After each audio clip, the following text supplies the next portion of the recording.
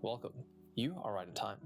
My name is Gallian, and today we're looking at a watch that's long been described as the one-watch collection. Dress it up, dress it down, wear it anywhere. That's the promise and the premise of the Omega Seamaster Aqua Terra. But here's the thing. In 2025, the watch landscape looks really different from when the model first appeared. Competitors, both big and small, have caught up, and in some cases, definitely surpassed it. So the real question is, has the Aqua Terra quietly fallen behind? The Aqua Terra has always been this middle child in Omega's family. On one side, you've got the Speedmaster, the Moonwatch, iconic and, almost untouchable. On the other, the Seamaster Diver 300M, the Bond watch, full of swagger and ceramic shine.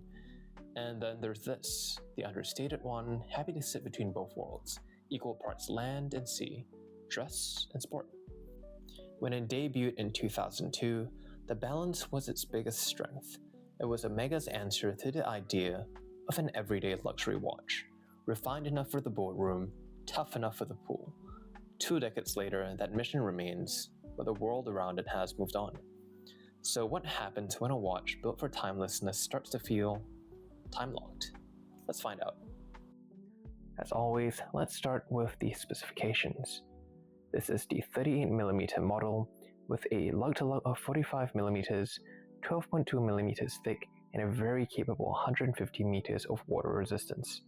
That's compact, balanced, and genuinely wearable on a wide range of wrists.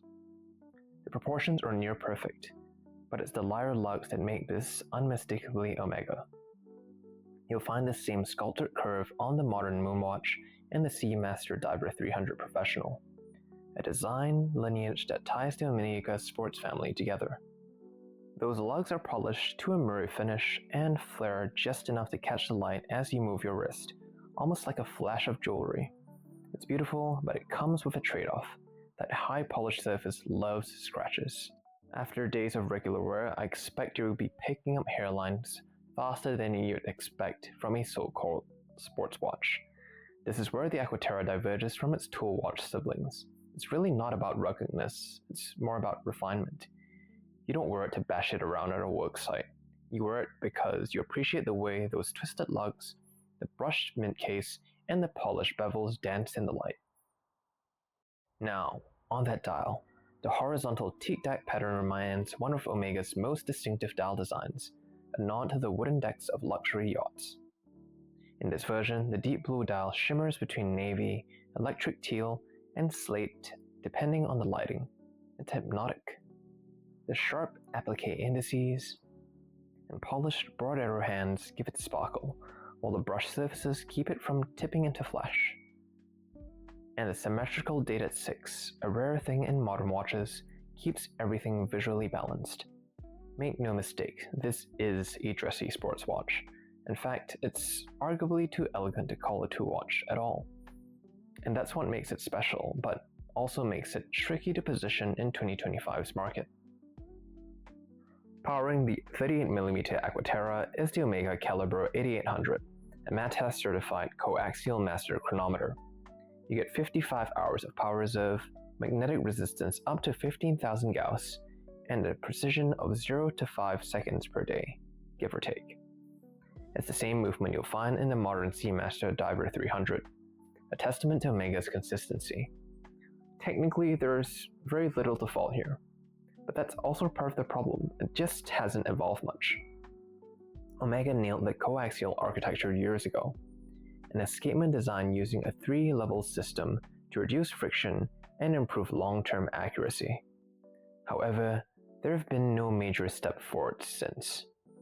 The added thickness resulting from the movement's architecture still forces larger and thicker case sizes, limiting how thin or elegant Omega's modern pieces can become. And while brands like Rolex, Zenith, and Grand Seiko continue to push for higher beat, longer reserve calibers, Omega seems content to rest on a system it perfected nearly 20 years ago. Even Longines, Omega's own Swatch Group sibling, has been quietly encroaching. Between the recently launched Ultrachron reissue and the updated Longines Spirit line, they're both offering thoughtful, slimmer, chronometer-grade movements at half the price. And this brings us to perhaps the real challenge facing the Aqua Terra in 2025. There is definitely stagnation. Every year, Omega announces a handful of new Aqua Terras, new dial colors, new straps, new materials, even smaller case sizes for women, and occasionally a new bracelet like the quick release system introduced with the Plano lacquer dial in 2024. But fundamentally, it's the same watch. Even with the so-called new Real Master, it's effectively a rebadged Aqua Terra with a different dial. There's nothing inherently wrong with iterating. Rolex does this constantly, but with Omega, the reputation feels less like refinement and more like they're just trying to pad together the catalog. And that's pretty frustrating because this is a brand capable of extraordinary design and technical imagination. On the wrist though, it's hard not to fall for it. The 45mm lug-to-lug gives it perfect presence without overhang. It hugs the wrist beautifully, and the point strap on this configuration keeps things light and comfortable, although in my case I've decided to pair it with a white leather strap for a pop of color. It'll work under a cuff, a t-shirt, or with a blazer. But here's the thing, you have to want that refinement. You have to want a sports watch that behaves more like jewelry rather than equipment, like your typical Casio. Because the Aqua Terra, especially in 38mm, is less about adventure and more about aesthetics. At a retail price of $6,500 to $7,000 USD, the Aqua Terra finds itself in an increasingly crowded space. From above, it's flanked by the Rolex Oyster Perpetual and Explorer, watches that dominate the everyday luxury category and remain the gold standard for value retention and design coherence. From the side, there's Tudor, with the Black Bay 54 and the new Black Bay 41 model line, both offering in-house calibers, excellent finishing, fantastic on-the-fly adjust bracelets, and heritage credibility at nearly half the price. And from below, Omega now competes with its own sister brand Longines. The new 39mm Spirit, with its slimmer profile, balanced proportions, and cost movement, is a very real threat and alternative at nearly half the cost. If you didn't know any better, you'd wonder why the Omega costs nearly twice as much. Then there are micro brands like Formex, with long push boundaries with lightweight materials, quick adjust bracelets, cost-grade calibers for under $2,000 USD, with fantastic case architectures and design. In fact, the Formex Essence, which I've featured on this channel multiple times, is the reason I no longer hold on to this Aqua Terra. For me, it's simply a superior product. Given this context, the Aqua Terra's innovation gap becomes increasingly and glaringly obvious. So, has the Aqua Terra lost its way? Not quite. It's still one of the best executed examples of a true hybrid.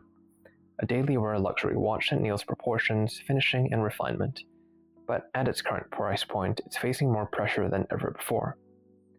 The lack of innovation, the catalog bloat, and the internal competition from its sister brands raise some fair questions about Omega's long-term strategy.